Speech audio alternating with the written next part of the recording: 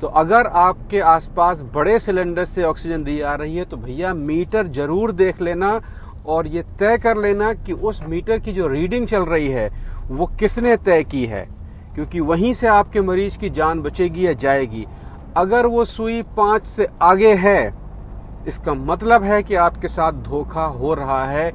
लेकिन प्लीज कृपया ज्यादा ऑक्सीजन मत दें, उसकी वजह से मौतें हो रही हैं। जैसे ही आपने ज्यादा दिया, आपका दिमाग कहता है फेफड़े सो जाओ, आपने ऑक्सीजन बंद की, उसके बाद में आपने सोचा कि अब तो सही है, जो पहला 15 मिनट होता है उसमें काम लग जाता है।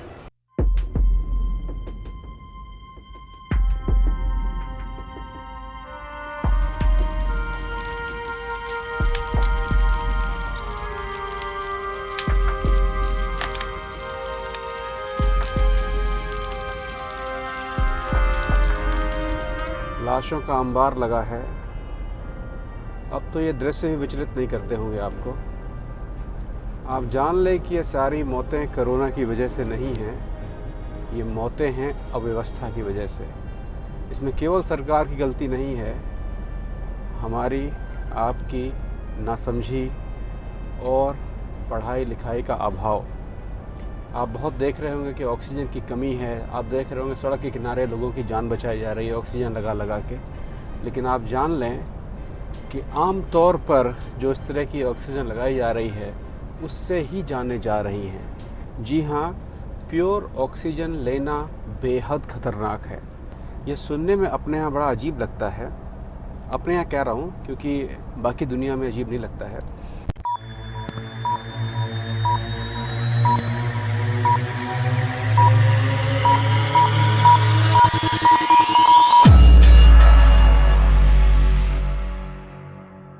भैया सीजन 2 लैपटॉप गिव अवे शुरू हो गया। करना इसमें कुछ खास नहीं है, सिर्फ अपना नाम लिख के भेज देना है। एक बार लिख के भेज दिए हैं, दोबारा लिखने की जरूरत नहीं है, वो नाम अपने आप चला जाएगा। सिर्फ आपको लिखना है कि मैं विद्यार्थी हूँ। अगर आपकी उम्र 12 से 30 वर्ष के बीच में है और आप किसी भी तरह का विद्या अर्जन कर रहे हैं तो आप इसे पा सकते हैं। उन लोगों को, उन आईडीज को जिनको पिछले गिव अवे में लैपटॉप मिल चुका है, उनका नाम इस बार शामिल नहीं होगा। बाकी सबका वेलकम है, क्योंकि अपने यहाँ किसी को पता नहीं है या बहुत कम लोगों को पता है कि हम लोग केवल ऑक्सीजन नहीं सूंघते हैं, अपने फेफड़ों में केवल ऑक्सीजन नहीं लेते हैं। इस बात की जानकारी बहुत कम लोगों को है, इसीलिए सीधे जहाँ भी जरा सा भी दम घुटने की समस्या हुई, फुल पाइप खोल के नाक पे घुसड़ दिया। भैया जब हम लोग सांस लेते हैं, जब हम लोग 5 बार सांस लेते हैं, तब 100% का चक्कर पूरा होता है। तो अगर किसी को 100% ऑक्सीजन दी जाती है तो मान लीजिए कि उसके 5 बार फेफड़ों के फूलने का काम रोक दिया गया। इसके बारे में डिटेल में बताएंगे। छोटी सी जानकारी और बता दें, जैसा कि आपने न्यूज़ में पढ़ ही लिया होगा कि 1000 सिलेंडर पापा ऑन ड्यूटी की तरफ से दिल्ली और बम्बई में भेजे जा रहे हैं। आने वाले प्रोग्राम्स में और डिटेल भी बताएंगे। मैं यहाँ से एक कंसंट्रेटर भी भेज रहा हूँ, वो मैं अपने परिवार में भेज रहा हूँ। कंसंट्रेटर एक ऐसी मशीन होती है जिसमें ऑक्सीजन कभी ख़त्म नहीं होती है। तो अगर इसका वीडियो देखना है तो सबसे आखिरी मैंने डाल दिया है, क्योंकि उतना महत्वपूर्ण नहीं है। लेकिन अगर आप जानना चाहते हैं कंसंट्रेटर क्या चीज़ होती है और कितने का आता है और आप मंगाना चाहते हैं तो मुझसे कैसे मंगा सकते हैं, ये भी मैंने बता दिया है। जल्दी से मैं एक चीज़ और बता दूं कि कंसंट्रेटर भारत में जो हैं अमूमन वो चीनी और कम पावर के मिलते हैं और उनकी कीमत है 40 से 45 हज़ार रुपया। ख़ास तौर पे आपको ध्यान ये रखना है कि चीनी और लोकल कंसंट्रेटर लगातार नहीं चल पाते हैं, मतलब कि उनको 48 से 55 घंटे चलने के बाद थोड़ा सा रोकना होता है। लेकिन आपका मरीज उस रोकने को झेल पाएगा या नहीं झेल पाएगा, ये एक महत्वपूर्ण बात है। आप में से अगर कंसंट्रेटर मुझसे मंगाना चाहते हैं तो आप फेसबुक पे, तो अब आते हैं ऑक्सीजन के ऊपर। देखिए, मेरी हर बात को बहुत ध्यान से सुनिएगा। ये बात आपकी जान बचा सकती है या आपके परिवार की किसी की जान बचा सकती है, इसलिए हर बात को बहुत ध्यान से सुनिएगा। देखिए, जब हम लोग सांस लेते हैं तो हमारे फेफड़े सांस ली हुई हवा से ऑक्सीजन छान के हमारे खून में केवल मिलाते ही नहीं हैं, वो हमारे खून में घुली हुई पुरानी कार्बन डाइऑक्साइड को खींच के लौटती हुई हवा में छोड़ते भी हैं। इसीलिए हम लोग ऑक्सीजन ग्रहण करते हैं और कार्बन डाइऑक्साइड छोड़ते हैं। ऑक्सीजन ग्रहण करते हैं, ये बात सत्य नहीं है। ऑक्सीजन के साथ साथ हम लोग नाइट्रोजन भी ग्रहण करते हैं। ऑक्सीजन का काम है आपके शरीर के अंगों की मशीन को चलाने के लिए ईंधन, मतलब कि जो आपका फैट वगैरह है, आपके अंग उस ऑक्सीजन को जला के उससे अपनी एनर्जी बनाते हैं। लेकिन अगर आप अंदर नाइट्रोजन नहीं लेंगे तो वो जलने की स्पीड बहुत तेज हो जाएगी। नाइट्रोजन उस ऑक्सीजन की जलने की स्पीड को कम करता है। तो ये दोनों चीज़ें बहुत ज़रूरी है। आग के साथ साथ में पानी भी ज़रूरी है, वरना पूरा घर जल जाएगा। तो ये आपको पता होना चाहिए कि हम लोग केवल ऑक्सीजन ही नहीं, ऑक्सीजन के साथ नाइट्रोजन भी लेते हैं और लौटती हवा के साथ उसको छोड़ते भी हैं। तो क्या होता है कि अगर बिना जानकारी के किसी ने ज़्यादा ऑक्सीजन या 100% ऑक्सीजन शरीर के अंदर भेजी, तो दिमाग ये सोचता है कि भाई मतलब भर की ऑक्सीजन तो आ गई है, बाकी अब सांस लेने की ज़रूरत ही नहीं है। क्योंकि जब 5 बार सांस लेते थे तब जाके कहीं मतलब भर की ऑक्सीजन आती थी, अब तो आधा ही सांस लेने से मतलब भर की ऑक्सीजन आ गई है। तो होगा ये कि अगर आपने समय से पहले ऑक्सीजन देना शुरू कर दिया और 5 से 8 घंटे लगातार हैवी प्रेशर में ऑक्सीजन दे दी, और उसके बाद आपको हटाना तो पड़ेगा, क्योंकि ऐसा तो है नहीं कि आप बिल्कुल डे नाइट ऑक्सीजन चलाए पड़े रहेंगे, सिलेंडर खत्म ही नहीं होगा। तो जब सिलेंडर बदल रहे होंगे उस समय आपके फेफड़े सो जाएंगे, मतलब कि दिमाग ये समझेगा कि भाई मुझे मेहनत करने की जरूरत तो है नहीं, ऑक्सीजन तो अपने आप ही आ रही है। तो आपके फेफड़े वापस रिदम में आने में कुछ समय लेंगे, और अगर आपने ज़्यादा ऑक्सीजन ली है तो कुछ समय के लिए वो चलेंगे ही नहीं। वो सबसे क्रिटिकल टाइम होता है, क्योंकि अगर हमारे शरीर को 3 मिनट तक सांस नहीं मिली तो शरीर मरता है। इसीलिए मरीजों को जब उनको हकीकत में ऑक्सीजन की ज़रूरत होती है तो उन्हें एक बिल्डअप टाइम दिया जाता है कि प्रेशर थोड़ा सा 1 लीटर पर मिनट, 2 लीटर पर मिनट, 3 लीटर पर मिनट, उसकी सिचुएशन के हिसाब से। जब आपका ऑक्सीमीटर, कोरोनामीटर या जो भी मीटर आप कहते हैं, वो कहता है कि खून में ऑक्सीजन की मात्रा 93 के आसपास पहुंच गई है, तो थोड़ी सी ऑक्सीजन दी जाती है। थोड़ी सी ऑक्सीजन मतलब कि 1 लीटर पर मिनट या 2 लीटर पर मिनट, क्योंकि आप थोड़ा सा सपोर्ट दे देंगे तो शरीर खींच लेता है। अगर उस जगह पर ज़्यादा ऑक्सीजन दी जाएगी तो शरीर ये समझेगा कि उससे ज़्यादा मुझे बनाने की अब ज़रूरत नहीं है, और शरीर तो संक्रमित हो ही रहा है धीरे धीरे। तो जैसे आप सिलेंडर बदल रहे होंगे, उस समय का जो झटका होता है उसको झेल पाना आसान नहीं होता है। इसीलिए जितनी भी ऑक्सीजन थेरेपी होती है, इसको ऑक्सीजन थेरेपी कहा जाता है। ऑक्सीजन देने को जितनी भी ऑक्सीजन थेरेपी होती है उसमें बिल्ड अप करने का एक नियम होता है और बिल्ड डाउन करने का भी एक नियम होता है, कि अगर आपने 1 लीटर, फिर 2 लीटर, फिर 3 लीटर के हिसाब से ऑक्सीजन देना शुरू किया है तो उसी हिसाब से आपको कम भी करना पड़ेगा। क्योंकि अगर आपने 5 के बाद जाके रोक दी तो आपके फेफड़े अपने आप फिर ऑक्सीजन उतनी हैवी मात्रा में नहीं बना पाएंगे। तो जिसको भी डॉक्टर रेकमेंड करते हैं कि ऑक्सीजन देना है, उसको धीरे धीरे डाउनग्रेड भी किया जाता है।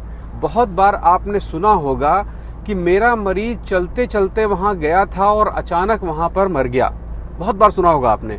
वो इसीलिए होता है कि आपने घर में कृत्रिम ऑक्सीजन देकर उसको चलते चलते वहाँ रवाना किया, और जैसे ही उसको उस सिस्टम से हटा के दूसरे सिस्टम पे लाया गया, उसका लेवल 90 से सीधे 60 पहुँच गया। क्योंकि 60-70 के आसपास शायद आपने अपने आप ही ऑक्सीजन फूकना शुरू कर दिया था अंदर, तो शरीर के अंदर ऑक्सीजन तो जा रही थी लेकिन वो उसकी बनाई हुई नहीं जा रही थी। और जैसे ही वो ऑक्सीजन हटाई गई, किसी भी कारण, सिलेंडर बदलने के कारण या चेक करने के लिए कोई भी कारण रहा होगा, तो वो लेवल अचानक वहीं पर पहुंच जाएगा।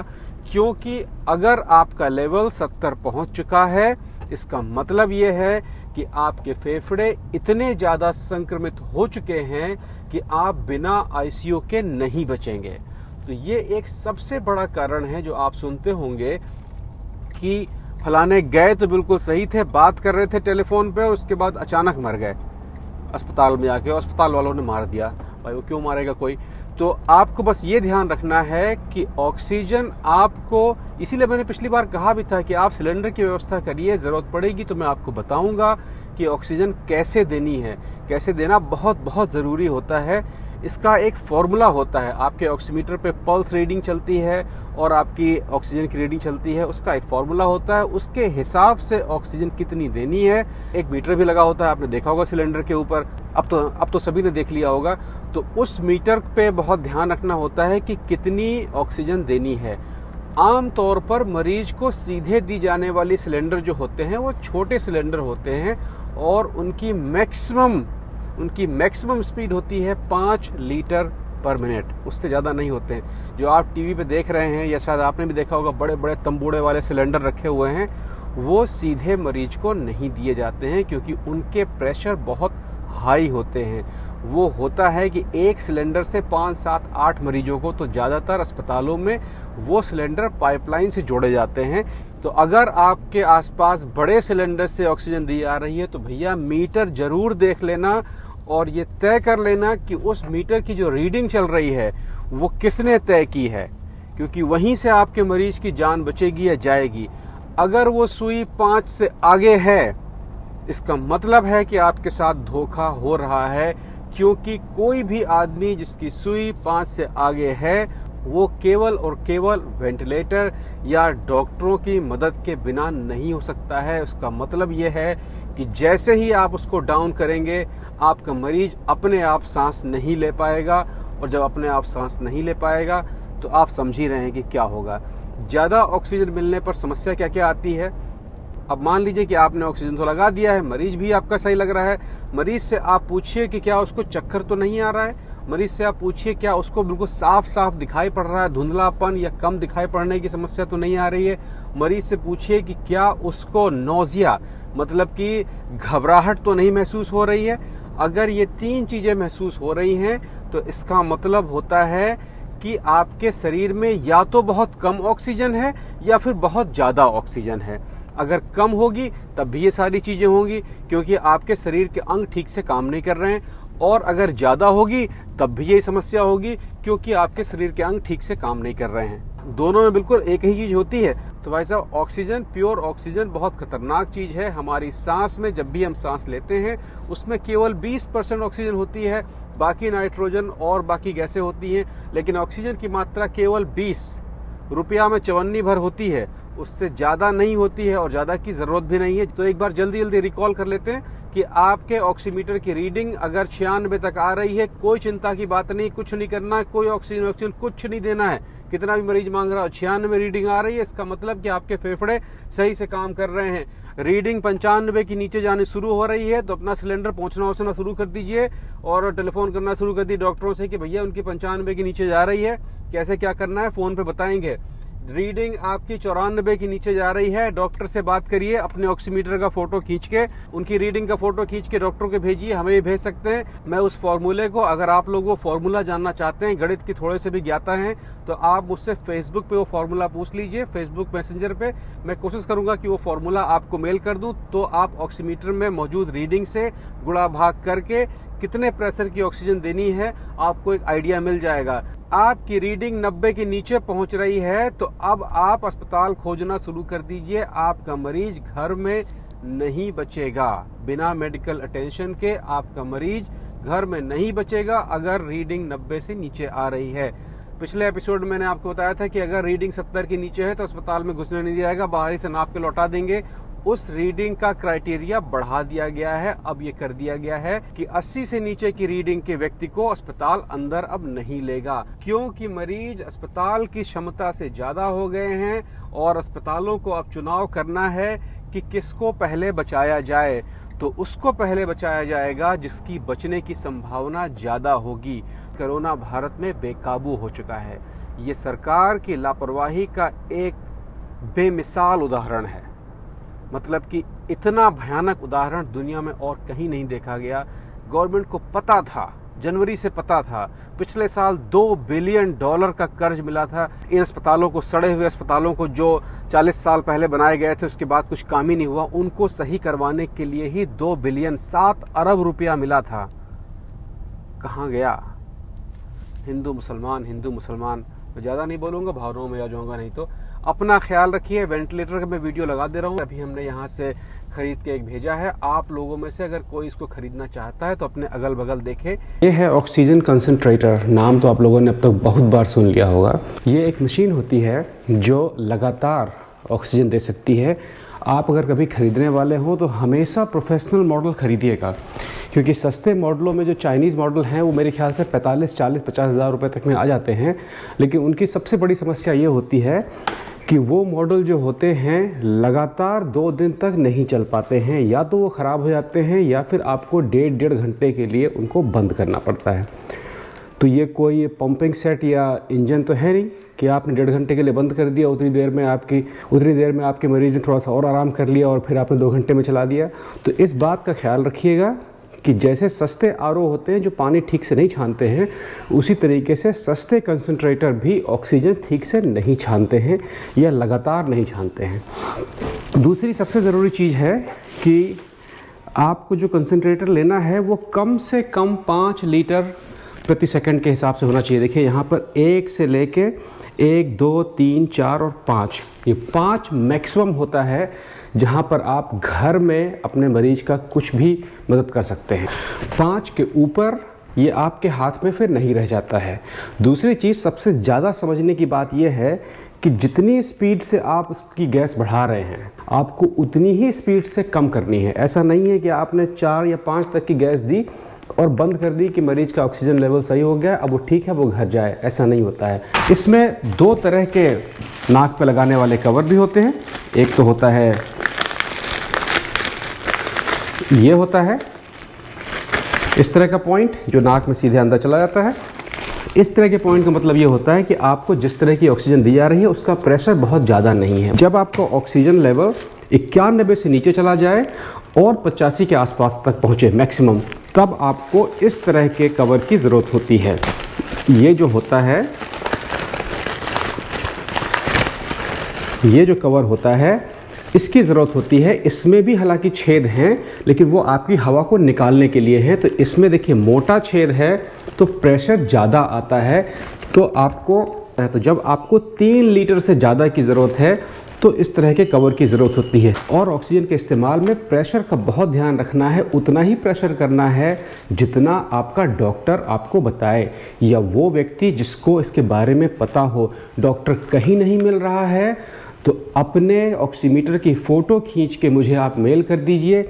मैं कोशिश करूंगा कि आपको समय से बता पाऊँ। मेरी अगले 3 दिन छुट्टी भी है, मैं टेलीफोन पे उपलब्ध हूँ, आप लोग फ़ोन कर सकते हैं। और अगर आप चाहें, अगर मैथमेटिक्स आप जानते हैं थोड़ी बहुत, तो मुझसे आप एक फ़ॉर्मूला पूछ सकते हैं। फेसबुक पे आप मैसेज कर दीजिए और मैं कोशिश करूंगा कि हर आदमी को फ़ॉर्मूला भेज दूं तो वो आप ऑक्सीमीटर के हिसाब से अपने आप से कैलकुलेट कर सकेंगे। लेकिन प्लीज़ कृपया ज़्यादा ऑक्सीजन मत दें, उसकी वजह से मौतें हो रही हैं। जैसे ही आपने ज़्यादा दिया, आपका दिमाग कहता है फेफड़े सो जाओ, आपने ऑक्सीजन बंद की, उसके बाद में आपने सोचा कि अब तो सही है, जो पहला 15 मिनट होता है उसमें काम लग जाता है।